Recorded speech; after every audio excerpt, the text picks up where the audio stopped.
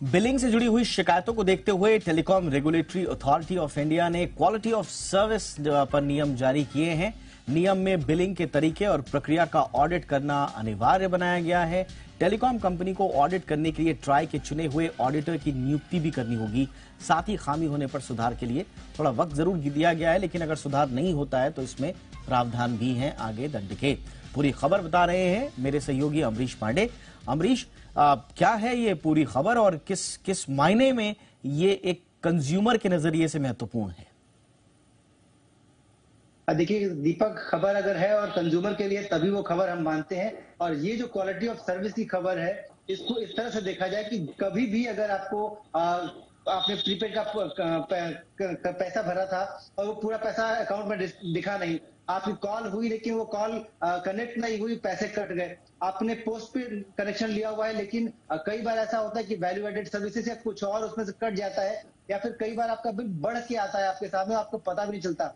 आप रोमिंग में नहीं होते लेकिन इंटरनेशनल रोमिंग या इस तरह कोई और चीज लग जाती है, और इसकी शिकायत करने पर कई बार टेलीकॉम कंपनियां उसको रिप्लाई नहीं करती हैं, या फिर ऐसा वो कई लोगों के साथ करती हैं और वो क्वांटम भले हमारे लिए 2 रुपए या 3 रुपए का हो, लेकिन एक बड़ा अमाउंट एक लोकल जो सर्विस प्रोवाइडिंग एरिया है उसमें एक बड़ा अमाउंट हो जाता है।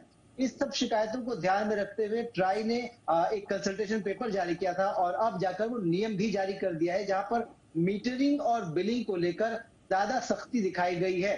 सबसे बड़ी बात यह है कि ट्राई ने कहा है कि हमने एक ऑडिटर्स का पैनल चूज किया है और कंपनियों को 31 मार्च तक इनमें से एक ऑडिटर चुनना पड़ेगा। वो ऑडिटर उनके पूरे बिलिंग और मीटरिंग सिस्टम का एनालिसिस करेगा। अगर उसको लगता है कि कहीं कोई खामी पाई जा रही है तो उसके लिए स्पष्टीकरण के लिए समय दिया जाएगा, जो कि 15 दिनों का हो सकता है। उस 15 दिनों के भीतर रिटर्न रिप्लाई कंपनियों को देना होगा।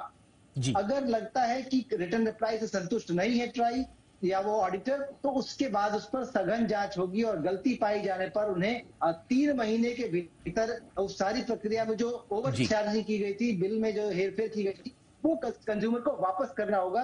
कॉल के लिए भी बहुत सारी चीजें इसमें लिखी गई हैं।